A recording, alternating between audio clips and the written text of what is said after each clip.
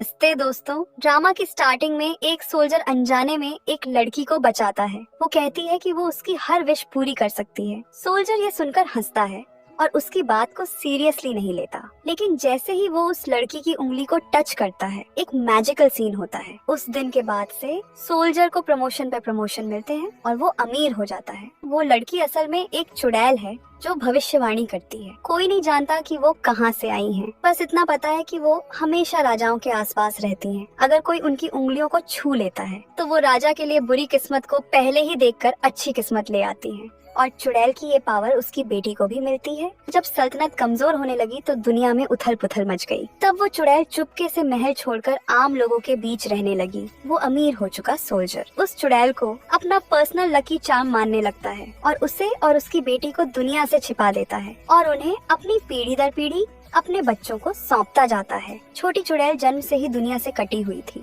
अपनी माँ के साथ उसे एक खुफिया कमरे में बंद कर दिया गया था। उसे बाहर की दुनिया में किसी से भी मिलने की इजाजत नहीं थी। लेकिन देखते ही देखते 20 साल बीत गए। वो छोटी सी लड़की अब एक खूबसूरत जवान लड़की बन चुकी है। वो हर चीज को लेकर बहुत ज्यादा क्यूरियस है। चेयरमैन अक्सर उसकी माँ के पास भविष्यवाणी जानने आता था। वो धीरे धीरे अपने ग्लव्स उतारती है। चेयरमैन उसका हाथ जोर से पकड़ लेता है। उसके गले में पड़े पत्थर से नीली रोशनी निकलती है और चुड़ैल फौरन उसकी प्रॉब्लम की वजह का पता लगा लेती है। मामला जैसा चाहा था वैसा ही सुलझ गया और ये सब शुरू करने वाला भाई इस वजह से चेयरमैन के साथ एक और दुश्मनी मोल ले लेता है। चेयरमैन अब बड़ी हो चुकी स्यूलबी पर अपना ध्यान लगाता है। वो अपनी सेक्रेटरी से कहता है कि स्यूलबी की पावर्स जागी हैं या नहीं, इस पर नजर रखे और किसी को भी उसके पास आने या उसे छूने की इजाजत नहीं थी। यहाँ तक कि जो किताबें वो पढ़ना चाहती थी उन्हें भी सख्ती से चेक किया जाता था।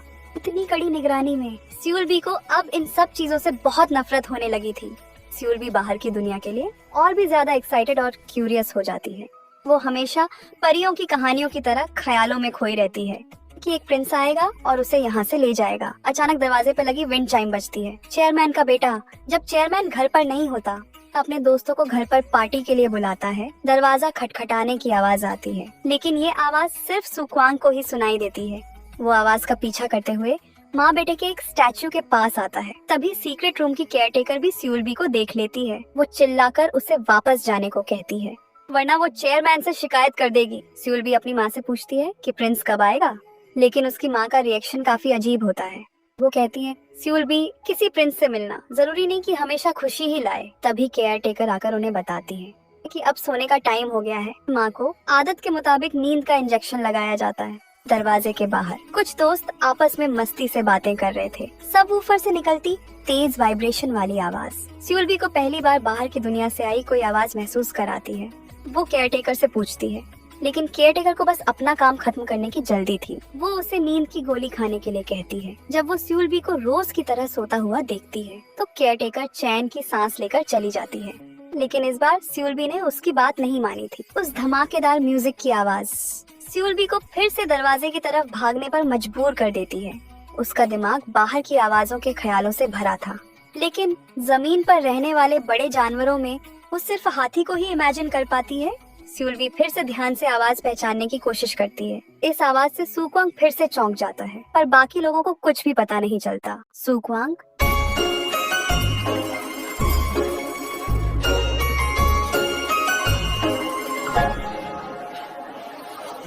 ಮೌನವು ಮಾತನಾಡಲಿ ಖಜಾನಾ ವರ್ಷಗಳೊಂದಿಗೆ ಖಜಾನಾ ಪ್ರಸ್ತುತಪಡಿಸಿ आवाज से सुक्वांग फिर से चौंक जाता है, पर बाकी लोगों को कुछ भी पता नहीं चलता। सुक्वांग फिर से उसी माँ बेटे के स्टैचू की तरफ जाता है।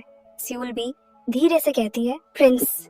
जब वो देखता है कि सब लोग खूबसूरत लड़कियों के साथ खूब मस्ती कर रहे हैं तो वो अकेले ही वहाँ से चला जाता है। स्यूलबी पहली बार उस दरवाजे को पार करती है और जाली से सुक्वांग को जाते हुए देखती है। वो जल्दी से उसके पीछे चली जाती है। सुक्वांग जैसे ही लिफ्ट में घुसता है, पीछे से आती स्यूलबी को देखकर वो डर जाता है। स्यूलबी उसके पीछे पीछे बस स्टॉप तक आ जाती है। वो बस में चढ़ तो जाती है, पर उसे पैसे देना भी नहीं पता। वो बस सुक्वांग को घूर रही थी। लोगों को लगता है कि वो दोनों दोस्त हैं। स्यूलबी नंगे पैर खुशी से उछलने लगती है। उसने अपनी पूरी जिंदगी में पहली बार बाहर की दुनिया देखी थी। वो अपने ग्लव्स उतारकर हर चीज को महसूस करने की कोशिश करती है। सुक्वांग उसे शांत करने के लिए उसका हाथ पकड़ता है, लेकिन तभी अचानक स्यूलबी कहती है, मुझे भी खाना है। वो उसे अपनी लकी फिश शॉप पर ले जाता है। सुक्वांग हैरान था कि उसे उसकी दुकान का नाम कैसे पता चला और उसका खुद का नाम भी। लेकिन स्यूलबी का ध्यान तो खिड़की के बाहर के नजारों पर था। ताजी हवा उसे मदहोश कर रही थी। सू क्वांग के हर सवाल का उसके पास बस एक ही जवाब था। सू क्वांग उसे वापस उसी होटल में छोड़ना चाहता है जहां वो मिले थे, पर स्यूलबी साफ मना कर देती है। वो तो बस अपने पैरों को मलने में लगी थी। वहीं दूसरी तरफ केयर टेकर को स्यूलबी कहीं भी नहीं मिल रही थी। वो टेंशन के मारे इधर उधर भाग रही थी। सू क्वांग अपने जूते उतारकर स्यूलबी को पहना देता है। रास्ते में स्यूलबी का भोलापन देखकर सू क्वांग को लगता है कि वो बीमार है। लेकिन जब स्यूलबी दुकान के बाहर सी फूड देखती है तो वो हर तरह की मछली का नाम और उनकी खासियतें प्रोफेशनल तरीके से बताने लगती है। सू क्वांग को अब लगता है कि उसके पेरेंट्स शायद किसी मरीन बायोलॉजी इंस्टीट्यूट में रिसर्च करते हैं। तभी सू क्वांग की माँ देखती है कि उसने जूते नहीं पहने हैं, पर स्यूलबी के हाथ में तो एक स्क्विड थी। वो कहती है कि उसे भूख लगी है। पहली बार स्क्विड रिंग्स खाकर वो बच्चों की तरह खुश हो जाती है। लेकिन सू क्वांग चाहता था कि वो जल्दी से खाए और यहाँ से चली जाए। अचानक स्यूलबी ब्लू चिल्लाने लगती है। वो बाहर भागकर हेरिंग मछली की तरफ इशारा करती है और कहती है कि उसे बहुत सारी चाहिए। तभी कार से व्हाइट कोट पहने दो औरतें उतरती हैं और कहती हैं कि उन्हें बहुत सारी हेरिंग मछली चाहिए। और इत्तेफाक से दुकान में किसी का कैंसिल किया हुआ हेरिंग का ऑन ऑर्डर पड़ा था। सू क्वांग की माँ परेशान थी कि इसका क्या करे और अब वो बिक भी गया। माँ हैरान थी कि स्यूलबी को ये सब कैसे पता चला। लेकिन जब वो उसके गले में लटका ब्लू पेंडेंट देखती है तो वो चौंक जाती है, जैसे उसे कुछ समझ आ गया हो। स्यूलबी को खुश देखकर उन्हें बहुत अच्छा लगता है। माँ अपने वो जूते निकालती है जो उन्होंने सालों से संभाल कर रखे थे और स्यूलबी को दे देती है। ये वो जूते थे जो उन्होंने सू क्वांग के पापा के साथ अम्यूजमेंट पार्क जाते वक्त पहने थे। इनमें बहुत सारी खुशियाँ और हंसी मजाक की यादें थी।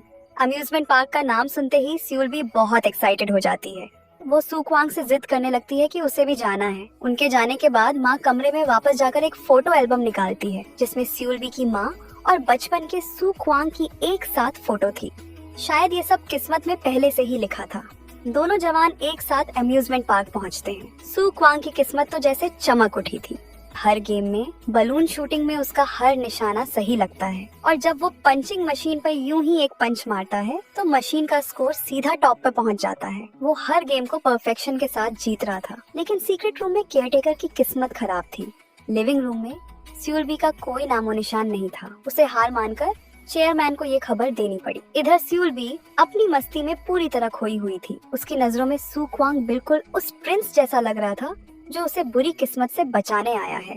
सू क्वांग उसे वापस होटल ले जाने की जल्दी में था। चेयरमैन भी रातों रात प्राइवेट जेट से वापस आ जाता है। जब वो देखता है कि उसके बेटे ने दोस्तों को बुलाकर घर का क्या हाल कर दिया है तो चेयरमैन का गुस्सा 7वें आसमान पर पहुंच जाता है। ये पूछने के बाद कि यहाँ और कौन था, चेयरमैन सबको वहाँ से भगा देता है। वो फौरन चुड़ैल के पास जाता है और उससे पूछता है कि उसकी बेटी इस वक्त कहाँ है। चुड़ैल कहती है उसके पास जाने के लिए कोई जगह नहीं है, वो वापस जरूर आएगी। चेयरमैन पूछता है तुम्हें यकीन है? वो जवाब देती है वो वापस आने के रास्ते में है। सू क्वांग स्यूलबी को वापस होटल ले आता है, पर उसे ये नहीं पता था कि ये उसकी दर्दनाक किस्मत की बस शुरुआत थी। चेयरमैन को देखते ही स्यूलबी सू क्वांग का हाथ कसकर पकड़ लेती है और चेयरमैन को घूरने लगती है। उसके गले का पेंडेंट अचानक नीली रोशनी से चमक उठता है। चेयरमैन अपनी नजर उठाकर सू क्वांग को देखता है और एक जोरदार थप्पड़ मारकर उसे शॉक कर देता है। स्यूलबी को फिर से सीक्रेट रूम में बंद कर दिया जाता है। सीक्रेट रूम में वापस आने के बाद स्यूलबी डर के मारे कांप रही थी। उसकी माँ आगे आकर उसे प्यार से गले लगा लेती है। स्यूलबी कहती है माँ मैंने देखा सू क्वांग का फ्यूचर। मिनजून जल्दी से अपने पापा को समझाने जाता है कि सू क्वांग तो बस घर पर घूमने आया था, लेकिन फिर भी उस पर किडनैपिंग की कोशिश का झूठा इल्जाम लगाकर चेयरमैन उसे इन्वेस्टिगेशन के लिए पुलिस स्टेशन भिजवा देता है। सू क्वांग के लिए अब बुरी किस्मत का दरवाजा खुल चुका था। उसे बचाने के चक्कर में उसकी माँ का एक्सीडेंट हो जाता है और आखिर में उसे बचाया नहीं जा सका। वो रातों रात अनाथ हो गया।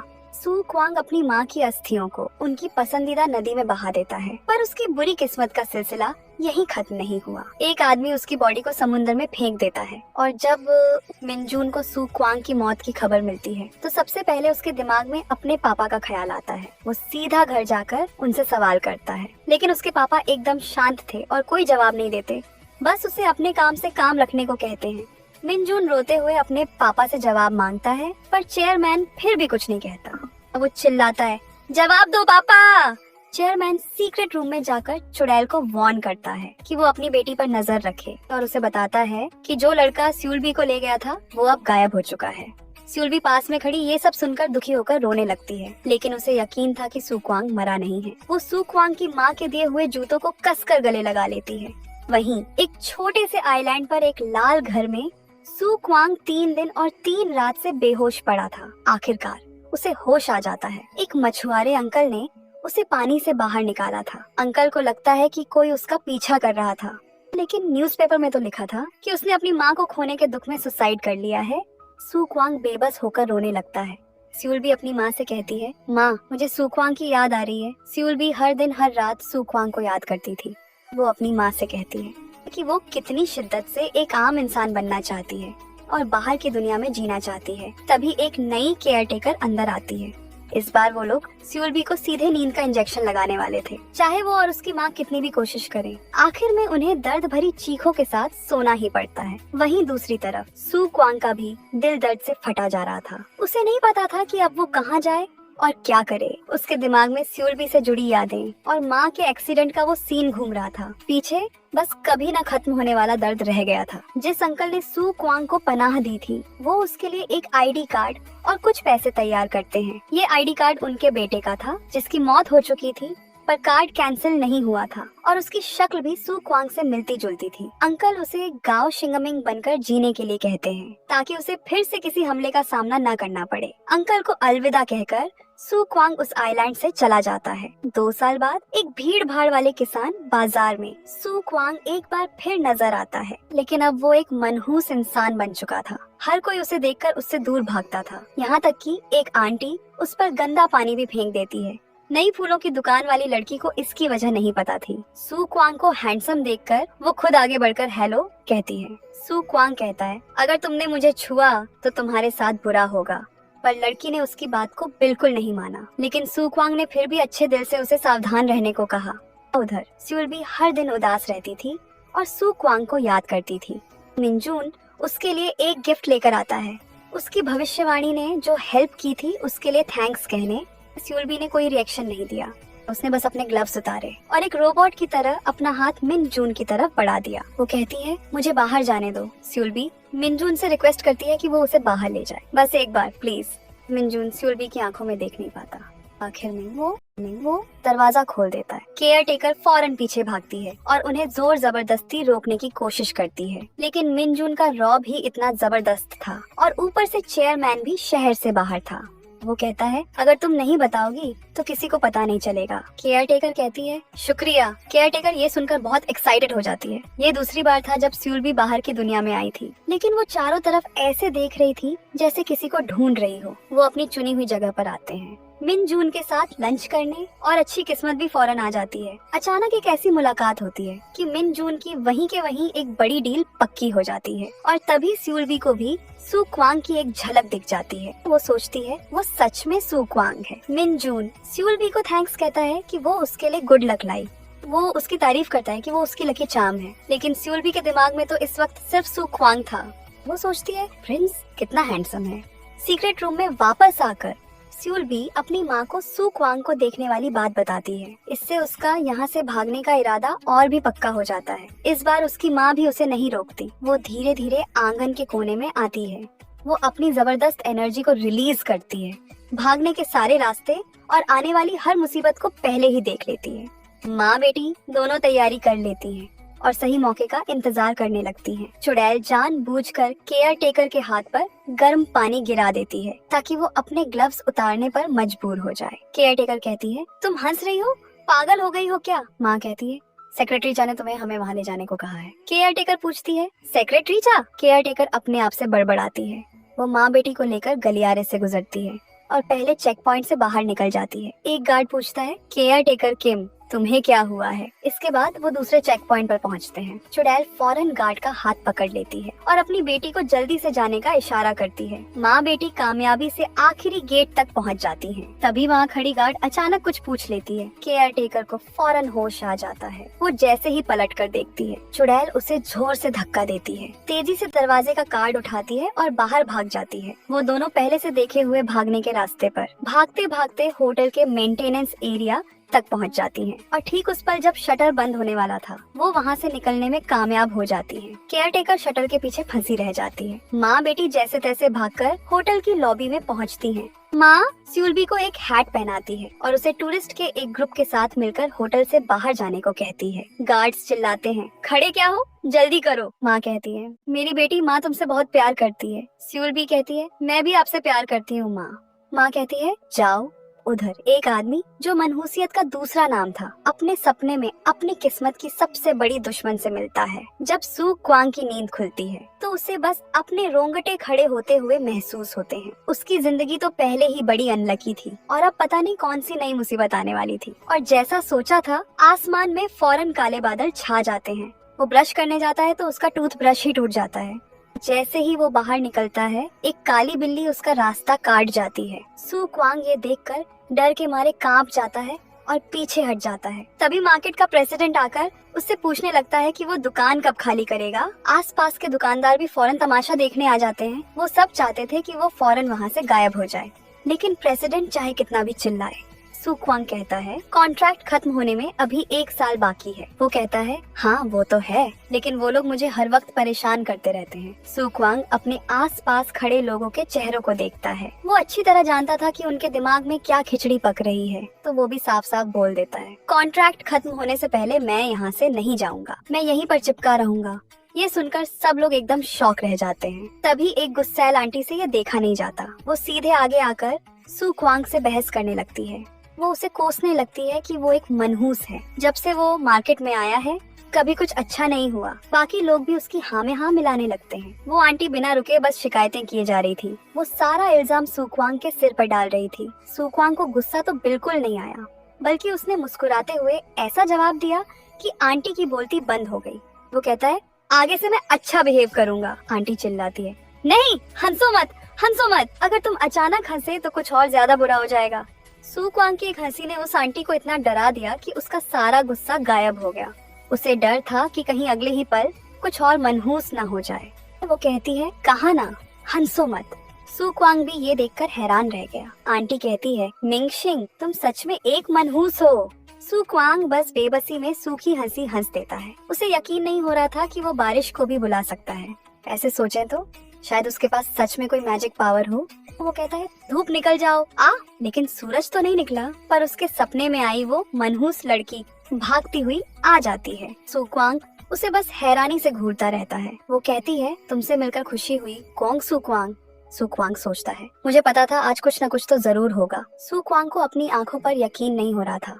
स्यूलबी को दोबारा देखकर उसे सिर्फ अपना पुराना दर्द ही याद आ रहा था। सू क्वांग गुस्से में उसे फौरन जाने के लिए कहता है तो स्यूलबी को झूठ बोलना पड़ता है कि उसकी याददाश्त चली गई है और अब उसे सिर्फ सू क्वांग ही याद है। लेकिन सू क्वांग गुस्से में उस पर तंज कसता है, तुम्हें कुछ भी याद नहीं आ रहा, लेकिन सिर्फ मैं ही तुम्हें याद हूँ, क्या ये मुमकिन है? तभी एक टैक्सी ड्राइवर भागता हुआ आता है और चिल्लाने लगता है कि स्यूलबी ने टैक्सी के पैसे नहीं दिए। ये सुनकर स्यूलबी को कुछ याद आता है। वो फौरन अपना सोने का ब्रेसलेट निकालकर उसे दे देती है, लेकिन ड्राइवर काफी शरीफ था, उसने वो नहीं लिया। वो बस उससे पूछता है कि उसके पास पैसे या बैंक कार्ड है। स्यूलबी कहती है कि नहीं है और फिर पास खड़े सू क्वांग को देखने लगती है। ड्राइवर पूछता है, अरे तुम दोनों एक दूसरे को जानते हो क्या? सू क्वांग पूछता है, टैक्सी का किराया कितना हुआ? ड्राइवर कहता है, 1.5 लाख कोरियन वॉन। सू क्वांग ये सुनते ही भड़क जाता है। वो ड्राइवर से पूछता है कि उसने इस लड़की को कैसे लूटा जो 1.5 लाख वॉन का बिल बन गया। क्या तुम उसे कश्मीर से कन्याकुमारी लेकर आए हो? ड्राइवर भी बेचारा बहुत परेशान लग रहा था। वो बताता है, टिक टैक मिनट्स है ट्रैक। फ्लिपकार्ट मिनट्स के साथ delivery is just a click. अब फ्लिपकार्ट पर फ्रेश वेजिटेबल। मैडम कार में बैठते ही लकी फिश शॉप ढूंढने को कह रही थी। उसने पूरे सियोल शहर में हर जगह ढूंढा और उंगलियों पर गिना जाए तो ऐसी 9 जगहें थीं। सू क्वांग को लगता है हद हो गई। सू क्वांग को बिना किसी वजह के लूटा जा रहा था। स्यूलबी बेचारी एक तरफ खड़ी बस धीरे से सू क्वांग बुला रही थी, लेकिन सू क्वांग अड़ा रहा कि वो इंसान नहीं है जिसे वो ढूंढ रही है। वो कहता है, मेरा नाम मिंगशिंग है, हम एक दूसरे को बिल्कुल नहीं जानते। ये कहकर वो बिना पीछे मुड़े दुकान में चला जाता है। स्यूलबी बेचारी बस दरवाजे पर ही खड़ी इंतजार करती रहती है। तभी एक आंटी मछली खरीदने के लिए आती है। सू क्वांग कस्टमर से बात करने के लिए बाहर आता है। आंटी का हाथ गलती से स्यूलबी की कलाई से टच हो जाता है। उसके गले का पेंडेंट फिर से नीली रोशनी से चमक उठता है। ये देखकर स्यूलबी उस आंटी के पास जाती है और उससे कहती है कि वो मैकेरल मछली खरीदे। ब्लू मैकेरल से आपको एलर्जी हो जाएगी। आंटी उसे कंफ्यूजन में देखती है और जिद करके वही ब्लू मैकेरल खरीद लेती है। स्यूलबी का ध्यान पास रखे सी फूड पर चला जाता है। वहाँ तरह तरह के सी फूड रखे थे जो उसने पहले सिर्फ किताबों में ही देखे थे। सू क्वांग की नजर पड़ती है कि आंटी अपना छाता भूल गई है। वो फौरन छाता लेकर उनके पीछे भागता है। तभी स्यूलबी को जमीन पर एक बैंक कार्ड पड़ा हुआ मिलता है। वो भी जल्दी से उनके पीछे भागती है, लेकिन रास्ते में उसे कपड़े बेचने वाला एक गंजा आदमी रोक लेता है। वो उसकी खूब तारीफें करने लगता है। वो एक हैट उठाकर स्यूलबी को ट्राई करने के लिए कहता है, लेकिन जैसे ही स्यूलबी खुशी खुशी उसे पहनती है, उस गंजू आदमी का रवैया फौरन बदल जाता है।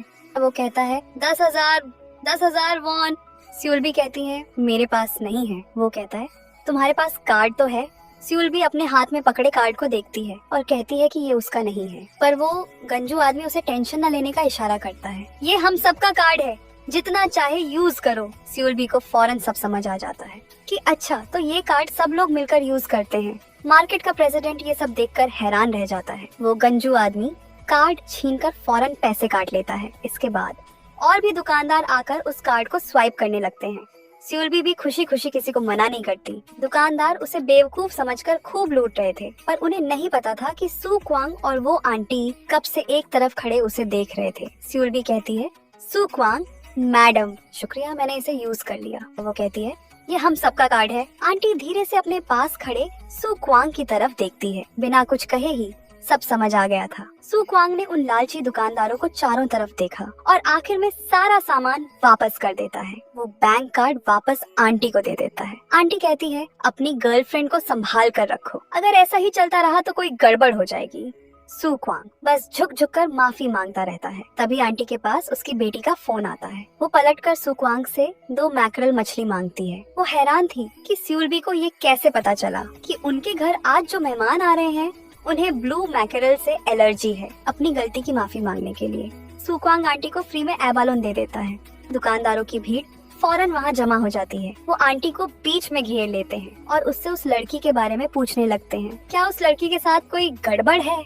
आंटी ने थोड़ा सोचा और कहा थोड़ी सी बेवकूफ होने के अलावा वो थोड़ी अजीब भी लगती है। तमाशा देखने वाले लोग फौरन बातें बनाने लगते हैं और नतीजा ये निकालते हैं कि वो लड़की बड़े ब्रांड के कपड़े पहनती है और अमीर घराने की है, लेकिन उसका दिमाग ठीक नहीं है। तभी तो वो उस मनहूस मिंगशिंग के जाल में फंस गई। सब लोग मजाक उड़ाते हुए कहते हैं कि एक बेवकूफ और एक मनहूस की जोड़ी दुनिया की सबसे परफेक्ट जोड़ी है। वहीं दूसरी तरफ सू क्वांग सीधे सीधे स्यूलबी को जाने के लिए कह देता है। वो स्यूलबी से कहता है कि वो कोने वाले पुलिस स्टेशन जाकर रिपोर्ट करे और घर चली जाए। स्यूलबी बेचारी आस भरी नजरों से सू क्वांग कहती है, लेकिन उसे जवाब में सिर्फ यही मिलता है तुम चली जाओ, मैं तुम्हें दोबारा नहीं देखना चाहता। दूसरी तरफ चेयरमैन एक बार फिर चुड़ैल के पास जाता है और पूछता है कि स्यूलबी इस वक्त कहाँ है, लेकिन इस बार चुड़ैल जवाब देने से मना कर देती है। चेयरमैन कहता है कि बाहर की दुनिया बहुत गंदी है। वो चुड़ैल को याद दिलाता है कि स्यूलबी जिसने दुनिया नहीं देखी है वो बहुत आसानी से जलकर मर सकती है। चुड़ैल कहती है मेरी बेटी उतनी कमजोर नहीं है जितना तुम सोचते हो। जब उसे अपनी पसंद का जवाब नहीं मिलता तो चेयरमैन को मिन जून का स्यूलबी को बाहर ले जाना याद आ जाता है। वो उस पर चिल्लाता है कि क्या वो पागल हो गया है, लेकिन मिन जून अपने पापा के ही कामों पर सवाल उठाता है। वो कहता है कि स्यूलबी कोई मुजरिम नहीं है, कोई इंसान 20 साल से ज्यादा बंद कैसे रह सकता है। चेयरमैन अपने बेटे को वार्न करता है वो इंसान नहीं है,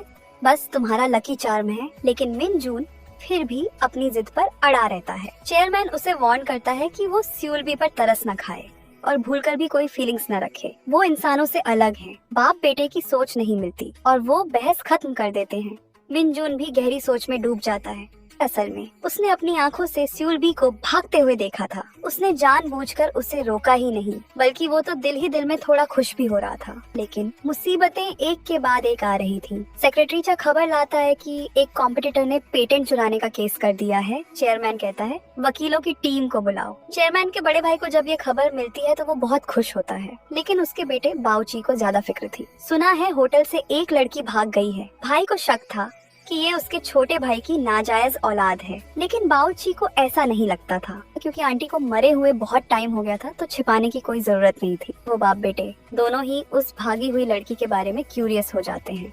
उधर स्यूल भी दुकान के पास बैठी बैठी अंधेरा होने का इंतजार करती रही, पर सू क्वांग का कोई अता पता नहीं था। उसके दिमाग में अपनी माँ की बातें घूम रही थी। एक बार एक चुड़ैल इंसान बन गई थी। ये तो नहीं पता कि उसने क्या तरीका अपनाया, लेकिन आखिर में वो अपने प्यार के साथ पूरी जिंदगी रही। स्यूल भी सोचती है मुझे भी वो तरीका ढूंढना होगा। तभी वहाँ से गुजरते हुए मार्केट प्रेसिडेंट और उस गंजू आदमी की नजर स्यूल भी पर पड़ती है। वो भलमनसाहट दिखाकर उससे पूछने आते हैं कि वो यहाँ क्या कर रही है। तभी सू क्वांग भी वहाँ आ जाता है।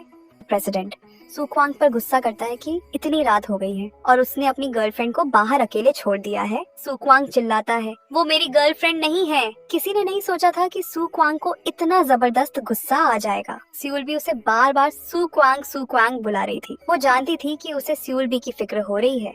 सू क्वांग अब सिर्फ गांव मिंगशिंग बनकर जीना चाहता था। स्यूल भी हैरान थी कि उसने अपना नाम क्यों बदला। वो कहती है मुझे तो कोंग सू क्वांग ही पसंद है। सू क्वांग बेचारा बेबस था और कोई जवाब नहीं दे पाया। आखिर में वो स्यूल भी को लेकर पुलिस स्टेशन आ जाता है। वो उम्मीद कर रहा था कि पुलिस उसे जल्दी से घर पहुंचा देगी। भोली भाली स्यूल भी को अभी हालात समझ भी नहीं आए थे कि उसने दुनिया का एक डरावना रूप देख लिया। वो डरकर फौरन सू क्वांग से पूछती है क्या मुझे उन अंकल्स के साथ सोना पड़ेगा।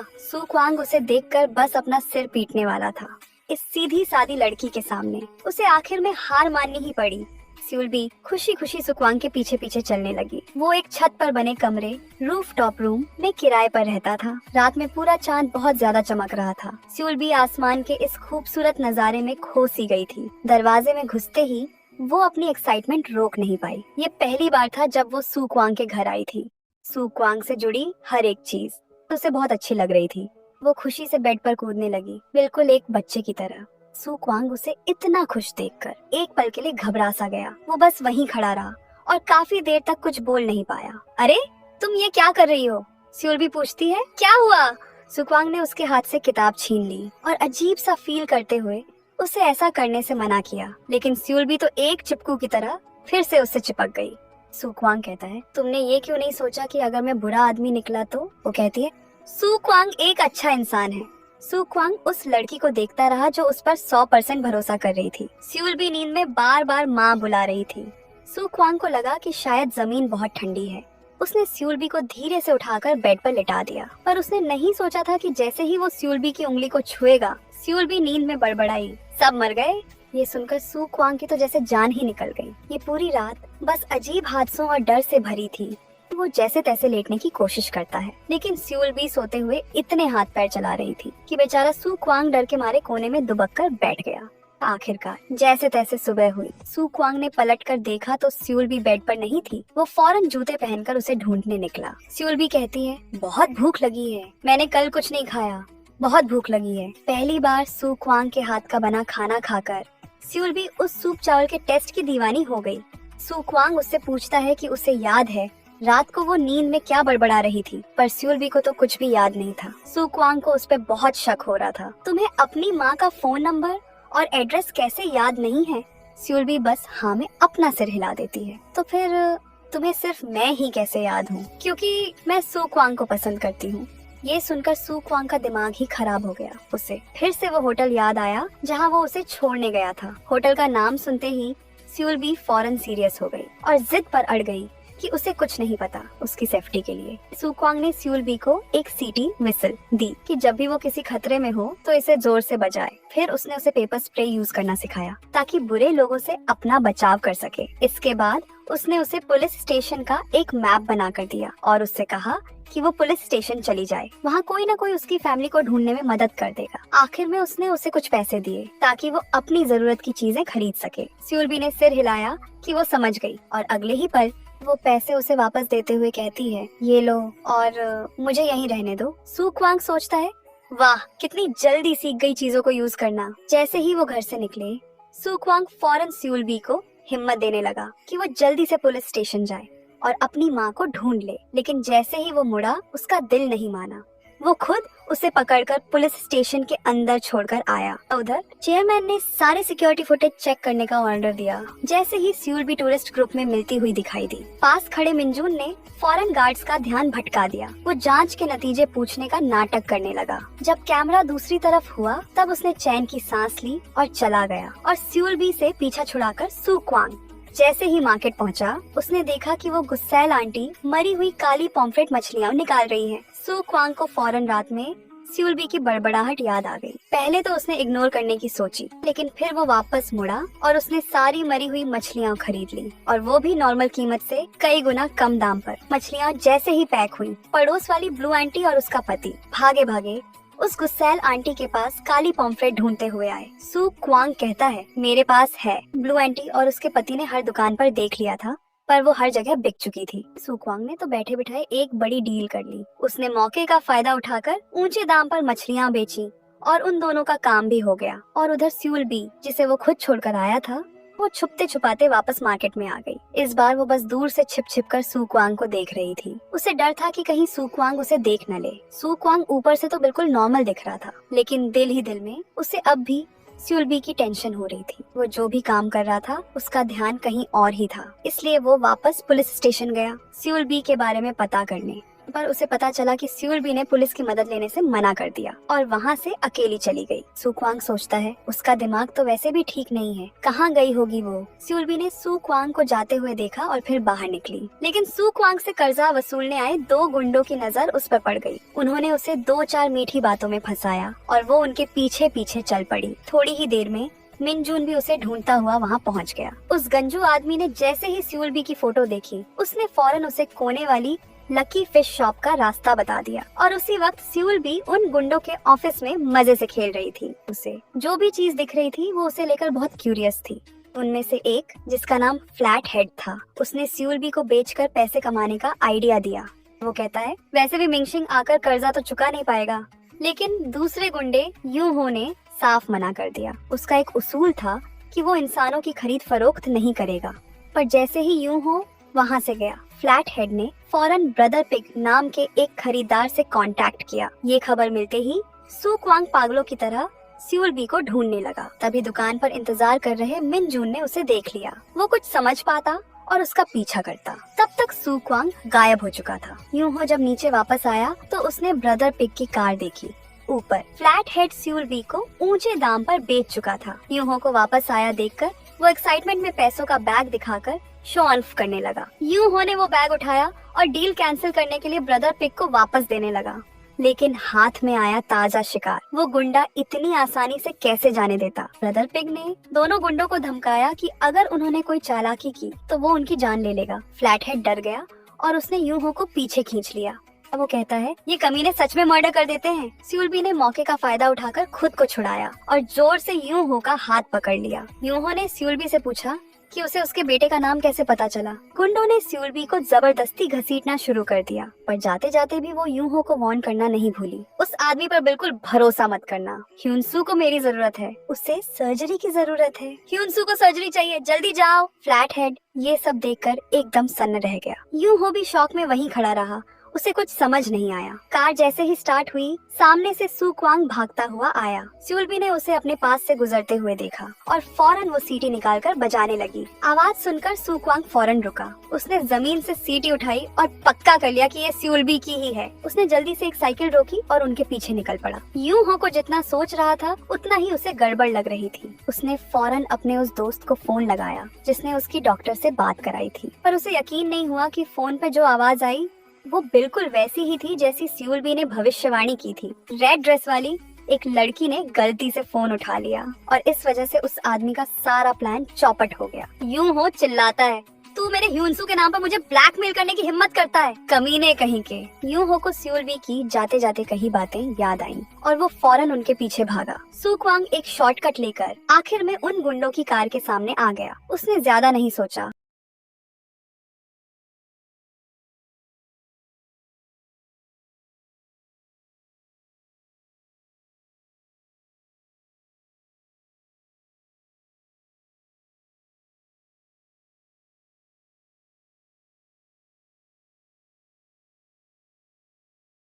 वो बस भिड़ गया। सू क्वांग मनगढ़ंत बद्दुआएं देकर उन गुंडों को गुस्सा दिलाने लगा और स्यूल बी को पेपर स्प्रे यूज करने का इशारा किया। दोनों का तालमेल एकदम परफेक्ट था। तभी यूहो भी हाथ में डंडा लेकर वहां आ पहुंचा और उन दोनों को फौरन भागने के लिए कहा। वो चिल्लाया, ए अजीब लड़की, जो तुमने अभी कहा था वो भूलना मत। स्यूल बी कहती है, समझ गई, मैं अपना वादा पूरा करूंगी। वो दोनों बेतहाशा भागने लगे। ब्रदर पिग और उसके आदमी उनके ठीक पीछे थे। अचानक स्यूल बी रुक गई और सू क्वांग को पकड़कर दूसरी दिशा में भागने लगी। आखिर में वो एक बंद गली में पहुंच गए। तब स्यूल बी बड़े ही आराम से घूमी और उन गुंडों का सामना किया। सू क्वांग हिम्मत दिखाकर आर पार की लड़ाई के लिए तैयार हो गया। पास खड़ी स्यूल बी ने अपना ग्लव उतारा और धीरे से सू क्वांग का हाथ पकड़ लिया। वो कहती है, सू क्वांग, मेरा इंतजार करना। वो पूछता है, तुम्हारा इंतजार? स्यूल बी ने जमीन से एक पत्थर उठाया और सू क्वांग को दे दिया। वो कहती है कि जैसे ही वो फेंको कहे, वो ये पत्थर उनकी तरफ फेंक दे। गुंडों को लगा कि ये कोई मजाक चल रहा है और वो उन्हें उकसाने लगे। स्यूल भी शांति से उनकी तरफ बढ़ी। ब्रदर पिग को लगा कि शायद उसका दिमाग ठिकाने आ गया है, लेकिन जैसे ही उसकी उंगली स्यूल बी से टच हुई, स्यूल बी को महसूस हो गया कि उसके घर में आग लगी हुई है।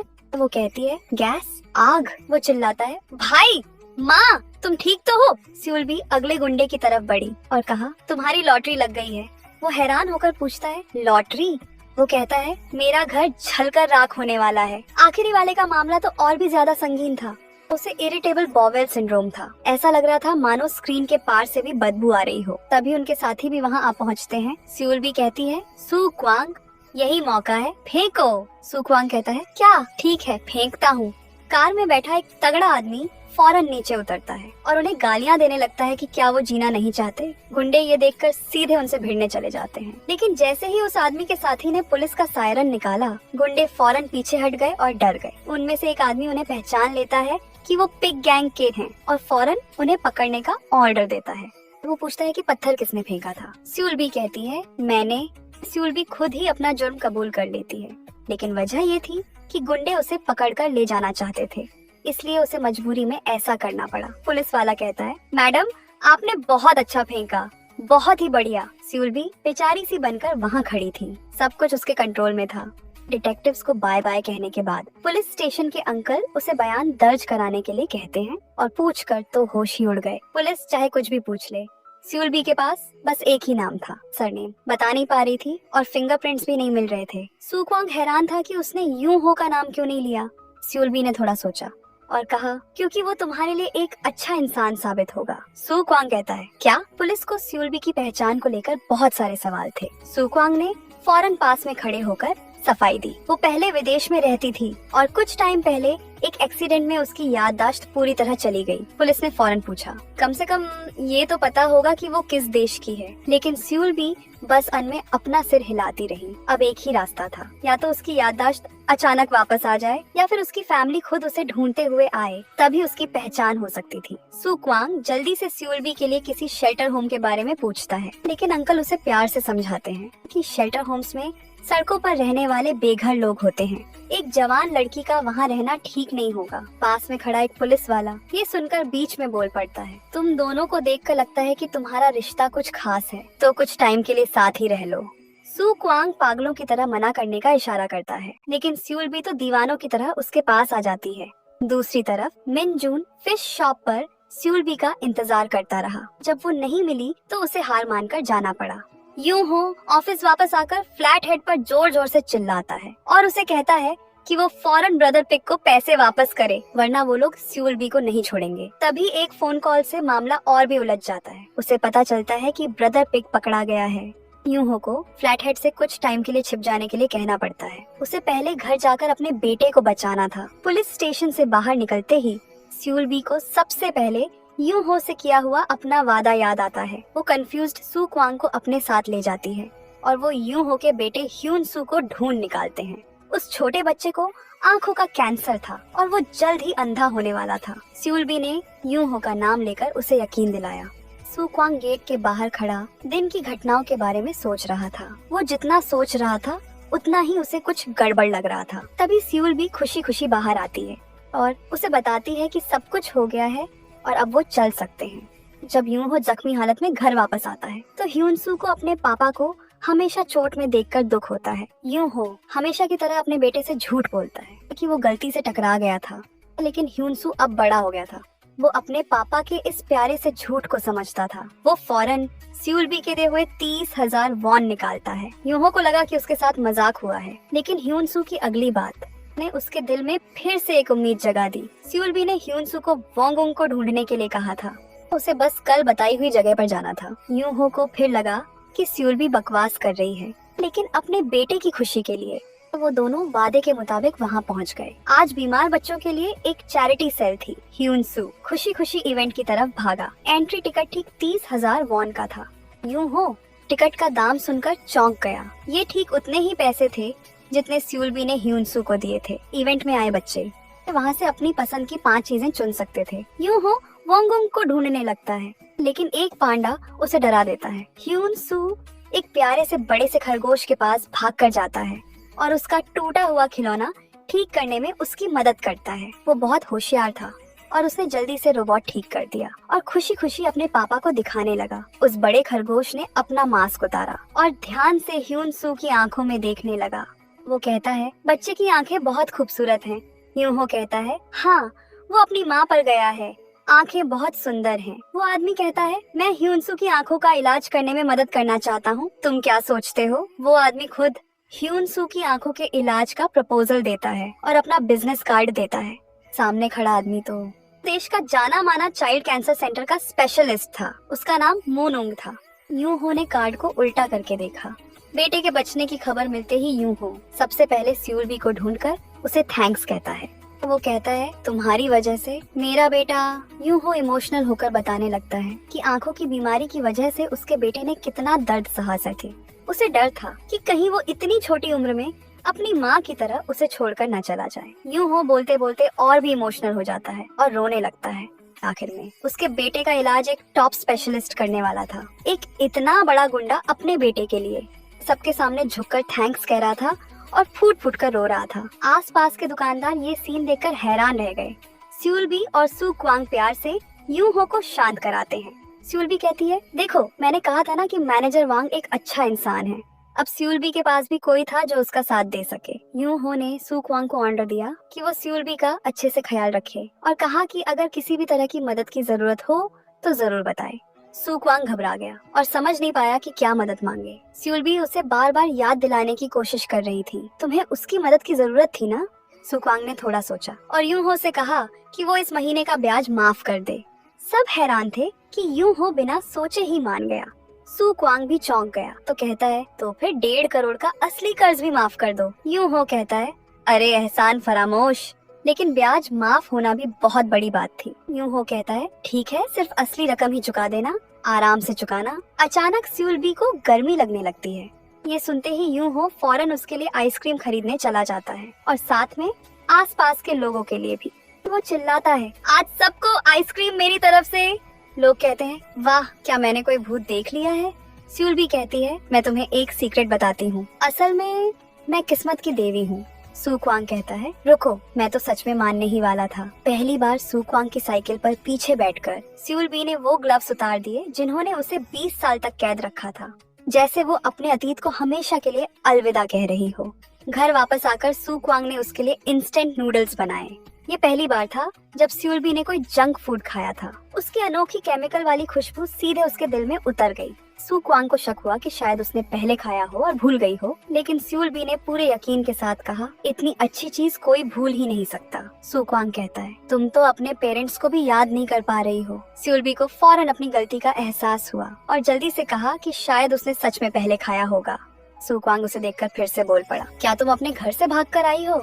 स्यूलबी इतनी घबरा गई कि उसे खांसी आ गई। सू क्वांग को टेंशन थी कि उसके पेरेंट्स बहुत परेशान होंगे, लेकिन स्यूलबी की सच्ची आंखों को देखकर वो कहती है, मैंने अपनी जिंदगी में पहली बार इतनी टेस्टी चीज खाई है, पहली बार साइकिल पर बैठी हूँ। सू क्वांग उसकी पुरानी जिंदगी के बारे में सोचने लगा। जरूर तुम्हारी जिंदगी बहुत ऐशो आराम वाली होगी। स्यूलबी को उनकी पहली मुलाकात याद आ गई। वो पहली बार था जब वो बस में बैठी थी। सू क्वांग को लगा कि वो कोई अमीर लड़की है जिसके लिए ड्राइवर लगा होगा। स्यूलबी ने जोर देकर मना किया, लेकिन सू क्वांग को यकीन था कि वो बस नखरे कर रही है। वो उसे ताना मारता है कि उसे दुनिया की कोई समझ नहीं है और बिना सोचे समझे बस यूं ही भाग आई है, सिर्फ थोड़ी देर की मस्ती के लिए। वो कहती है, नहीं, ऐसा बिल्कुल नहीं है। स्यूलबी ने दुखी होकर सुक्वांग की बातों को बीच में ही काट दिया और उसे उम्मीद भरी नजरों से देखने लगी। सुक्वांग, प्लीज मुझे वापस मत भेजना, ठीक है? सुक्वांग को समझ नहीं आ रहा था कि स्यूलबी ऐसा क्यों कर रही है, लेकिन जब उसने उसकी आंखों में आंसू देखे तो आखिर में वो उसे कुछ टाइम के लिए वहाँ रहने देने के लिए मान गया। पर उसने जोर देकर कहा कि सिर्फ कुछ टाइम के लिए। स्यूलबी ने राहत की सांस ली और सिर हिलाया। मोटे मोटे आंसू उसकी आंखों से बह निकले। सुक्वांग ने फौरन टॉपिक बदल दिया और उसे सिखाया कि नूडल्स को ढक्कन पर रखकर खाने में ज्यादा मजा आता है। और यहीं से स्यूलबी ने असल में जिंदगी को जीना शुरू किया। गैस वाल्व खोलने जैसी बेसिक चीजों से लेकर गैस जलाकर नूडल्स बनाने के सारे स्टेप्स तक, रोज यूज होने वाली वॉशिंग मशीन के बारे में और माइक्रोवेव को कैसे यूज करना है, साथ ही खतरनाक चीजों को गर्म करने के बारे में चेतावनी भी दी। रात में स्यूलबी बहुत गहरी और मीठी नींद सो रही थी, लेकिन सुक्वांग रात के आसमान को देखते हुए गहरी सोच में डूबा था। उसे याद आया कि दिन में जब वो होटल गया था और किसी खोई हुई लड़की के बारे में पूछ रहा था तो गार्ड्स उसके पीछे पड़ गए थे। और हैरानी की बात ये थी कि ठीक उसी मुश्किल वक्त में मिनजून अचानक वहाँ आ गया और उसने उसके लिए भागने का दरवाजा खोल दिया। इससे सुक्वांग और भी ज्यादा कंफ्यूज हो गया। उसे कैसे पता चला कि मैं भाग रहा था और मैं आखिर भाग ही क्यों रहा था? सुक्वांग को खुद भी समझ नहीं आ रहा था कि वो क्यों भाग रहा है। उसे लगा कि शायद मिनजून को इसकी वजह पता हो। और उधर मिनजून ने जब अपनी आंखों से सुक्वांग को जिंदा देखा तो उसके दिल को आखिर में सुकून मिल गया। उसने अपने पापा को गलत समझा था। देर रात चेयरमैन अकेला कुछ याद कर रहा था और उसके होंठों पर अपने आप एक मुस्कान आ गई। एक जमाने में वो उस भविष्यवाणी करने वाली चुड़ैल की तरफ बहुत अट्रैक्टेड था। वो एक ऐसी फीलिंग थी जिसमें कोई भी मिलावट नहीं थी, जिसने दो दिलों को तेजी से एक कर दिया था। लेकिन ये सब कुछ बूढ़े चेयरमैन ने देख लिया। जब चुड़ैल ने बूढ़े चेयरमैन को देखा तो वहाँ की हवा में अचानक एक अजीब सी खामोशी छा गई। चुड़ैल डरकर चेयरमैन के पीछे छिप गई। पर कौन जानता था कि वो खूबसूरत यादें आज उसके लिए एक ऐसा डरावना सपना बन जाएंगी जिससे वो कभी पीछा नहीं छुड़ा पाएगा, जो हर रात उसे परेशान करता था। इसलिए उसने अपने लोगों को चीन भेजा और ऊंचे दाम पर एक कीमती चीज खरीदकर मंगवाई। कहा जाता था कि वो बुरे सपनों को काबू में रख सकती है। बेटी की याद में तड़पती चुड़ैल जब आसपास कोई नहीं था तो वो तालाब के किनारे आ गई, माँ के सारे प्यार और फिक्र के साथ। स्यूलबी की खुशमिजाज परछाई धीरे धीरे पानी की सतह पर उभर आई। ये पहली बार था जब उसने अपनी बेटी को इतना खुश देखा था। स्यूलबी हंस रही है। अलार्म की आवाज से सुक्वांग की नींद खुल गई। वो उठते ही सबसे पहले किचन की तरफ भागा। सारे अप्लायंसेस से धुआं निकल रहा था, यहाँ तक कि स्टोव पे रखे 2 फ्राइड अंडे भी ऐसे लग रहे थे जैसे उसे चैलेंज कर रहे हों। फिर उसने बाथरूम का दरवाजा खोला और सुक्वांग गिरते गिरते बचा। स्यूलबी ने डिटर्जेंट की पूरी बोतल वॉशिंग मशीन में डाल दी थी और खुद बेचारी बनकर चिल्ला रही थी। मैंने तो ठीक वैसा ही किया जैसा सुक्वांग ने सिखाया था। उसे भी ये बहुत अजीब लग रहा था। सुक्वांग ने पास में पड़ा खाली डिब्बा उठाया और गुस्से से कहा, हद है, क्या तुमने डिटर्जेंट की पूरी बोतल इसमें डाल दी? हाँ, स्यूलबी कहती है, बबल्स कितने मजेदार हैं। मकान मालिक अपने बेटे बेटी को उनके एग्जाम के लिए भेज रहा था। सुक्वांग ने सुबह सुबह उन्हें एक बड़ा सा दलिया का डिब्बा भेजा, जो वहीं का वहीं उन पर भारी पड़ गया। नतीजा ये हुआ कि बेटा और बेटी दोनों बुरी तरह फेल हो गए। दुकानदार लोग दोपहर में मजाक मस्ती के लिए इकट्ठे हुए तो वो सीधे नए पुलिस स्टेशन चीफ को लेकर आ गया सबसे मिलवाने। और नतीजा, उस छोटी सी पार्टी को जुआ खेलने का अड्डा समझ लिया गया। आस पड़ोस में हंगामा मच गया और सब कुछ तहस नहस हो गया। हर कोई उसे एक मनहूस सितारा मानने लगा और उस सबसे मिलवाने और बेटा और बेटी दोनों बुरी तरह फेल हो गए। दुकानदार लोग दोपहर में मजाक मस्ती के लिए इकट्ठे हुए तो वो सीधे नए पुलिस स्टेशन चीफ को लेकर आ गया सबसे मिलवाने। और नतीजा, उस छोटी सी पार्टी को जुआ खेलने का अड्डा समझ लिया गया। आस पड़ोस में हंगामा मच गया और सब कुछ तहस नहस हो गया। हर कोई उसे एक मनहूस सितारा मानने लगा और उससे नफरत करने लगा।